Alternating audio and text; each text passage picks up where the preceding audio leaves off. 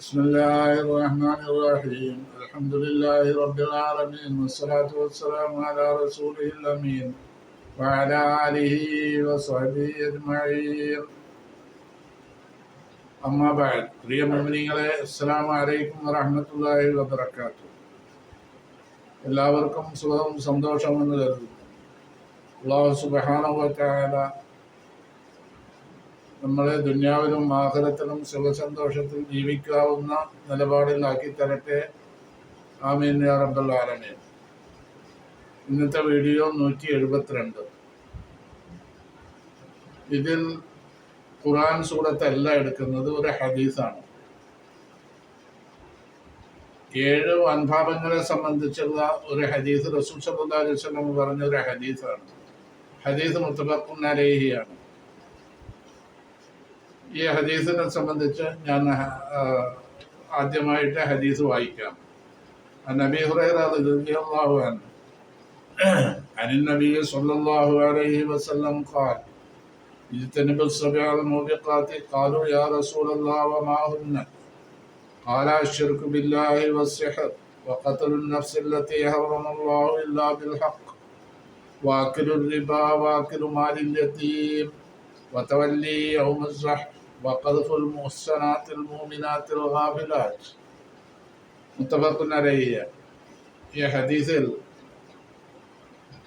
റസൂൽ സല്ലല്ലാഹു അലൈഹി വസല്ലമ പറയാണ്, ഇജ്തനിബു സബഅൽ മൂബിഖാത്ത്, ഇജ്തനിബു നിങ്ങൾ വർജിക്കുക, അസ്സബഅൽ മൂബിഖാത്ത് 7 വൻപാപങ്ങളെ.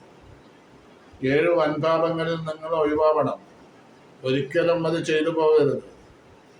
അത് ചെയ്തു കഴിഞ്ഞാൽ അള്ളാഹു അത് പൊറുക്കില്ല.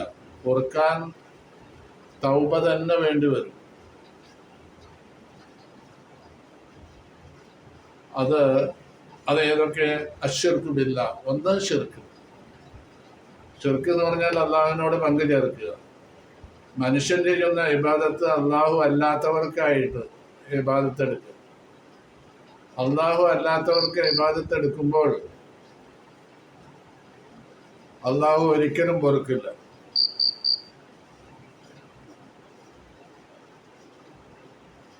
രണ്ടാമതായിട്ട് ഇന്നല്ലാഹ ലാ യഗ്ഫിറു അൻ യുശ്റക ബിഹി വ യഗ്ഫിറു മാ ദൂന ദാലിക് ലിമൻ യശാ. അല്ലാഹു തആല ഒരിക്കലും പൊറുക്കില്ല അവനോട് ശിർക്ക് വെക്കലില്ല.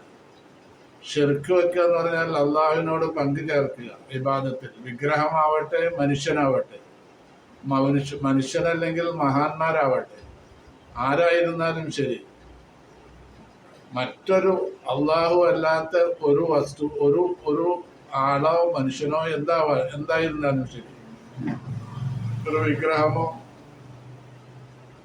ഏതായിരുന്നാലും അതിനെ കൂടെ പങ്കു ചേർക്കുക അള്ളാഹുവിനെ ചെയ്യുന്ന ഇബാദത്തിൽ. അത് വൻ പാപമാണ്. അള്ളാഹു ഇതിന് ശിർക്ക് എന്നാണ് പറയുന്നത്. ഷിർക്കുൽ അസ്ഗർ ഉണ്ട്, ഷിർക്കുൽ അക്ബറും ഉണ്ട്. ഷിർക്കുൽ അക്ബറാണ് ഇപ്പൊ ഈ പറഞ്ഞ ഇബാദത്തിന് വേണ്ടി ഇബാദത്ത് ചെയ്യുന്നത്. അള്ളാഹു അല്ലാത്തവർക്ക് വേണ്ടി ഇബാദത്ത് ചെയ്യുമ്പോൾ അള്ളാഹുവിനോട് പങ്കു ചേർക്കുക. അള്ളാഹുവിന്റെ കൂടെ വേറെ വിഗ്രഹത്തിന് ആരാധിക്കുക. ഇങ്ങനെ വരുമ്പോൾ അത് അള്ളാഹുവിനോട് പങ്കു ചേർക്കലായി. അപ്പൊ അങ്ങനെ ചെയ്യുന്ന ഇബാദത്ത് അള്ളാഹുവിനോട് പങ്കു ചേർക്കുന്ന ഇബാദത്തായി മാറുകയാണ്. അതുകൊണ്ട് അത് അള്ളാഹു പൊറുക്കില്ല.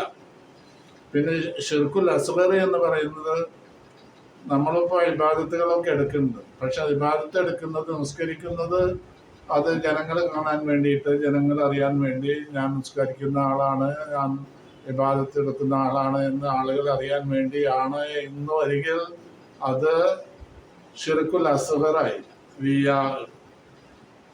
അതും വലിയ പാപമാണ്. അത് ചെയ്ത അമലിനൊന്നും ഒരു പ്രതിഫലം കിട്ടില്ല. അതുപോലെ ഞാൻ ഖുർആൻ ഓതുന്നുണ്ടെങ്കിൽ ഖുർആൻ ഓതുന്നത് മറ്റുള്ളവർ കേൾക്കാൻ വേണ്ടിയാണ് എന്നുള്ളൊരു ചിന്താഗതി വന്നാൽ അതും ഷിർക്കുൽ അസ്ഗറാണ്. ഖുർആൻ ഓതിയതിന്റെ ഫലം കിട്ടില്ല.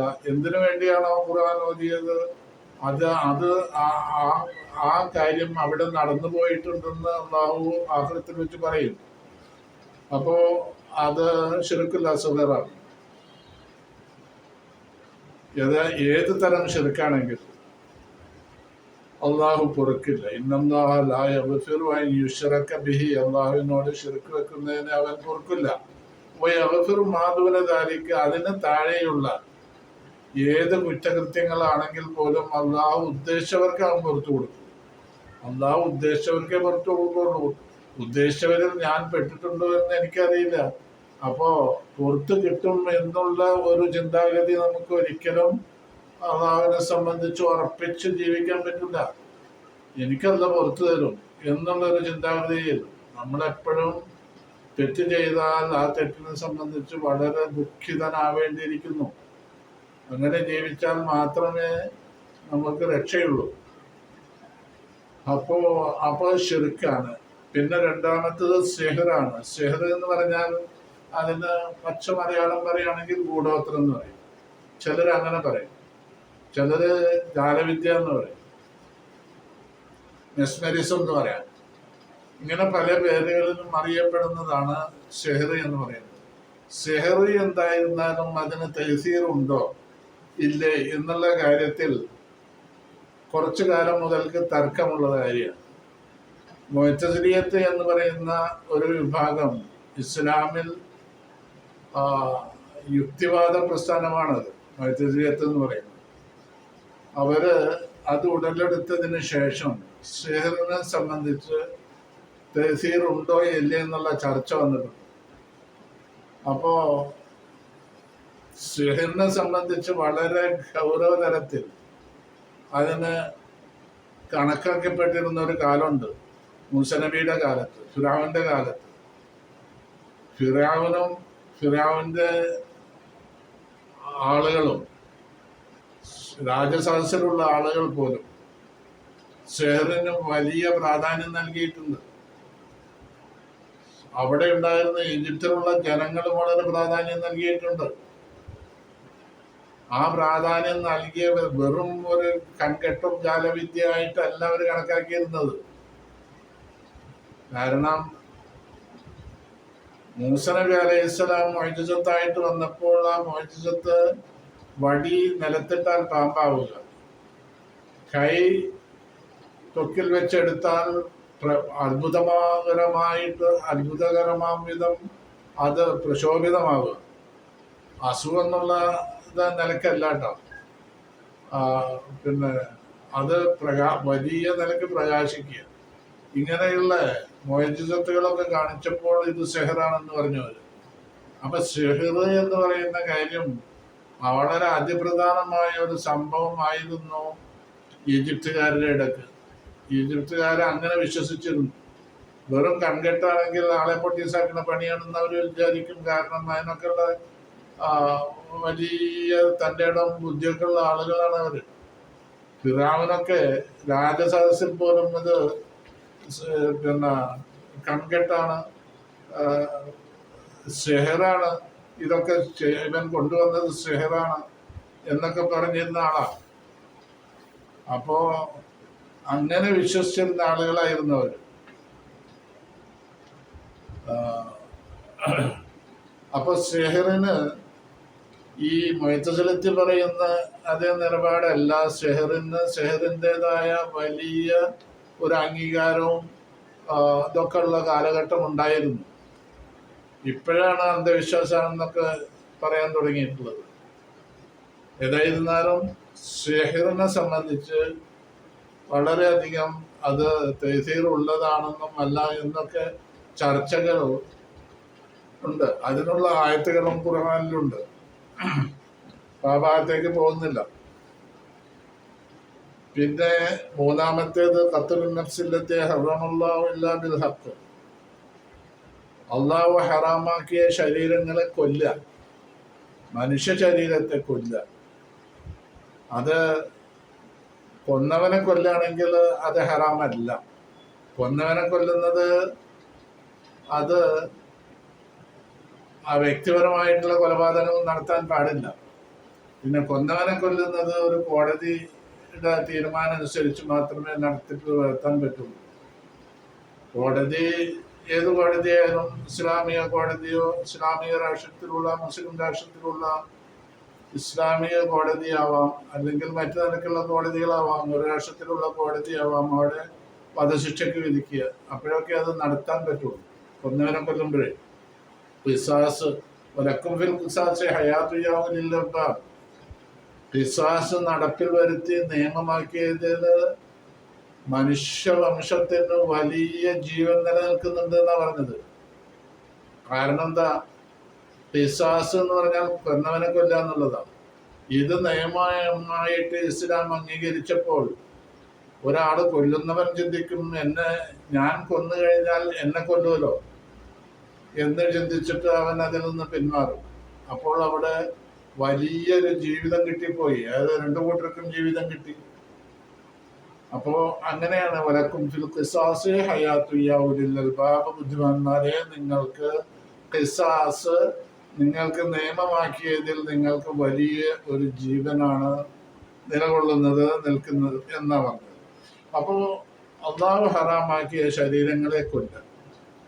പിന്നെ അക്കലും റിബ, പലിശ തിന്നാന്ന് പറഞ്ഞോളത് തിന്നോളുന്നില്ല, പലിശ വാങ്ങുന്നത് കൂടുതലായിട്ടും അതുകൊണ്ട് ഭക്ഷിക്കാനല്ലേ, ഭക്ഷണാവശ്യത്തിനും മറ്റൊക്കെയാണ് അത് ഉപയോഗിക്കുക.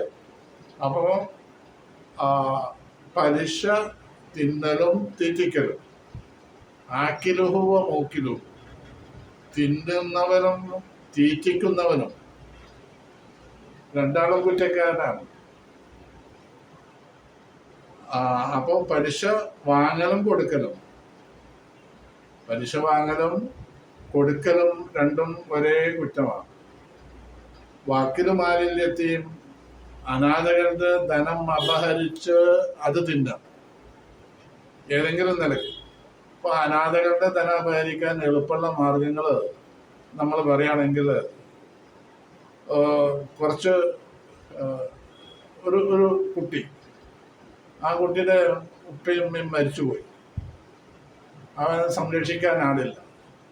അങ്ങനെ മറ്റൊരു കുടുംബത്തിൽപ്പെട്ട മറ്റൊരാള് അവന് സംരക്ഷണം ഏറ്റെടുക്കുക. ഉദാഹരണമായിട്ട് പറയാൻ, അവരെ ഏറ്റെടുക്കുമ്പോൾ അവന്റെ ധനം, അവന് കുറച്ച് സ്വത്തുണ്ട്, ആ സ്വത്ത് നല്ല നിലക്ക് കൈകാര്യം ചെയ്ത് അവൻ പ്രായപൂർത്തി ആയതിനു ശേഷം അവനെ ഏൽപ്പിക്കണം എന്നാണ് ഇസ്ലാമിന്റെ നിയമം. അതല്ലാത്ത നിലക്ക് ഈ സ്വത്തിൽ നിന്ന് കുറേശ്ശെയായിട്ട് അവൻ അപഹരിച്ചെടുക്കുക, ഇത് ഒരു ഉദാഹരണമായിട്ട് പറയണം.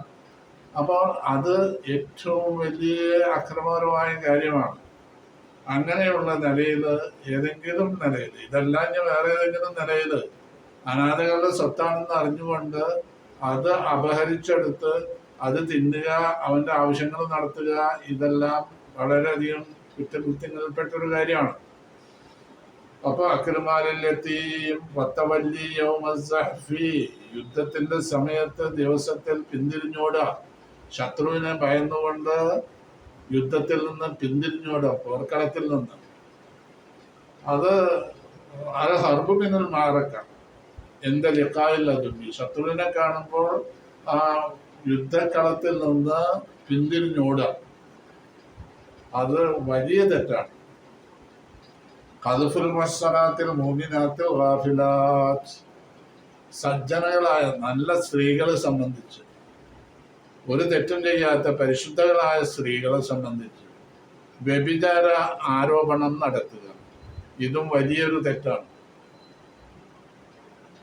അപ്പൊ ഇങ്ങനെ 7 പാപങ്ങൾ, വൻ പാപങ്ങൾ റസൂൽ സല്ലല്ലാഹു അലൈഹി വസല്ലം പറഞ്ഞു, ഈ പാപങ്ങളിൽ നിന്ന് നിങ്ങൾ ഒഴിവാവണം, പാപങ്ങളെ നിങ്ങൾ വർജിക്കണം, ഈ 7 പാപങ്ങൾ നിങ്ങൾ ചെയ്യാൻ പാടില്ല എന്ന്. ഒരു പാപങ്ങളും മനുഷ്യന് ചെയ്യാൻ പാടില്ല, പക്ഷെ ഈ 7 പാപങ്ങൾ പ്രധാനമായിട്ടും നമ്മൾ കണക്കിലെടുക്കുകയും അതിൽ നിന്ന് ഒഴിവായി നിൽക്കുകയും വേണം. ഷിർക്കിനെ സംബന്ധിച്ച് പറഞ്ഞു, ഷിർക്ക് അള്ളാഹു പൊറുക്കില്ല. മറ്റുള്ള പാപങ്ങളെ അള്ളാഹു ഉദ്ദേശിച്ചവർക്ക് പുറത്തു കൊടുക്കും എന്ന് പറഞ്ഞു. ഏതായിരുന്നാലും ഈ 7 പാപങ്ങളെ സംബന്ധിച്ച് ഇത് മൂബിഖാത്താണ്, നമ്മൾ ചെയ്ത അമലുകളെ നശിപ്പിക്കുന്ന മഹാപാപങ്ങളാണ്. അപ്പൊ ഇതിൽ നിന്നെല്ലാം നമ്മൾ വിട്ടുനിൽക്കണം. സ്ത്രീകളെ സംബന്ധിച്ച് അനാവശ്യങ്ങൾ പറഞ്ഞുണ്ടാക്കുന്നത് അത് ഒരു ഫാഷനായ ഒരു കാലഘട്ടത്തിലാണ് നമ്മൾ ജീവിക്കുന്നത്. അത് പാടില്ല, വളരെയധികം തെറ്റാണത്. ആ വ്യഭിചാര ആരോപണം പറഞ്ഞു വരുത്തുക എന്നുള്ളത്, അത് നമ്മൾ പറയുന്നത് കേട്ടാൽ തന്നെ ആ സദസ്സിൽ നിന്ന് എഴുന്നേറ്റ് പോകണം. അത് നമ്മളവിടെ ഇരിക്കാൻ പോലും പാടില്ല. അല്ലെങ്കിൽ അതിന് ഏതെങ്കിലും നിലക്ക് നമ്മൾ സപ്പോർട്ടിലൂടെ സംസാരം പറയാൻ പാടില്ല. ഇങ്ങനെയുള്ള അതൊക്കെ നമ്മൾ സൂക്ഷിക്കേണ്ടതാണ്. അപ്പൊ ഇങ്ങനെ 7 കുറ്റകൃത്യങ്ങളാണ് ഇതിൽ പറഞ്ഞത്. അള്ളാഹു ഈ വീഡിയോ എല്ലാവരും പ്രത്യേകമായിട്ട് കണക്കിലെടുക്കുകയും ഇത് ഷെയർ ചെയ്യുകയും വേണം. അള്ളാഹു സുബ്ഹാനഹു വ തആല ഇത് സ്വീകരിക്കട്ടെ. നമ്മളുടെ എല്ലാ അമലുകളും അള്ളാഹു സ്വീകരിക്കട്ടെ എന്ന് പ്രത്യേകം ദുആ ചെയ്യുന്നു. നിങ്ങളും ദുആ ചെയ്യുക.